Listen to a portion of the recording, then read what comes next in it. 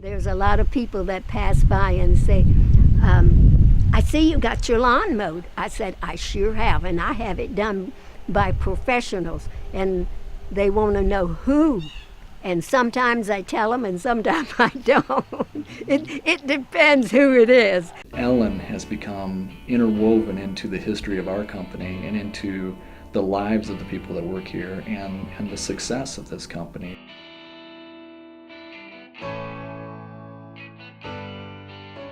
It was amazing. God was in this. A friend gave me a card with a neighbor link on it, the phone number. And this was on a weekend. And on the weekend, on a Friday, Tim called. And he said, Ellen, I understand that you need your lawn mowed. And I was flabbergasted. I said, I sure do.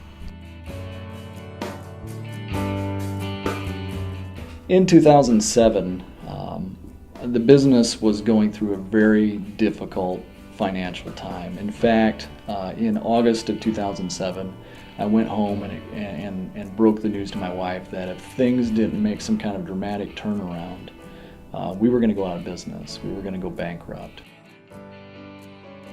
So going into September 2007, my church had something they call a Go Day. This is Fellowship Missionary Church, and go just means go outside. Go outside the four walls of the church and serve. I was in a small group.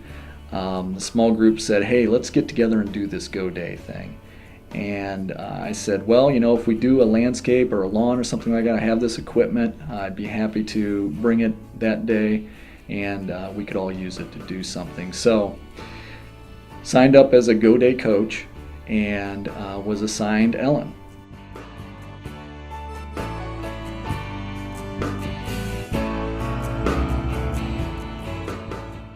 Tim doesn't know this.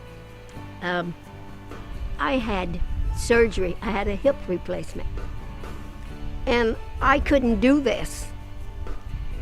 I couldn't, get out and mow this lawn. It was too much for me. I'm a doer, very task-oriented, and so relationships always were very secondary to me. Tim saw that my lights weren't in, and my hedge wasn't, the scallops weren't in. They were just lying on the grass, and he said, I'll see what I can do. This was an aha moment for me, and it was at that time that I began to put together a mission for our company, and that mission is cultivating relationships through landscapes. In the spring of 2008, Ellen called and asked if we could cut our grass. We're still getting by. Things haven't crashed on us. But it's not easy to say, hey, it'd have been a lot easier decision if business was just fantastic. But for me, that was going to be a sacrifice. And I said, okay, let her know we'll cut her grass. Sure enough, she calls in 2009. Can you come cut my grass? Long story short, we've been mowing Ellen's grass up to this point in time. We still do it now every other week for her.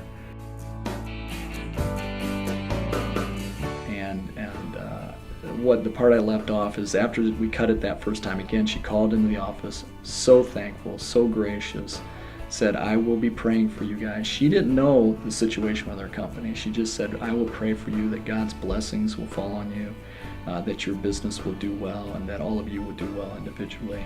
I want him to know that I really appreciate the service that he gives me, and that having his employees to come out and mow my lawn. I think it's to let him know that I appreciate it.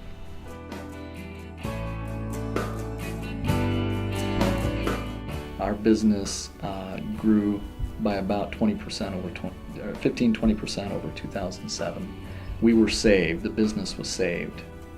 I don't believe it's a direct correlation between how the business made a turn. I think there were a lot of other factors involved, but Ellen is definitely a part of what happened in my life and the difference that occurred in this company as we began to focus on the relationships.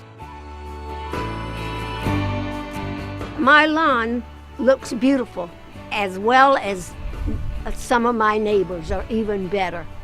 And I do not have to worry about getting someone to do it, because I know Tim will send his employees out to mow my lawn.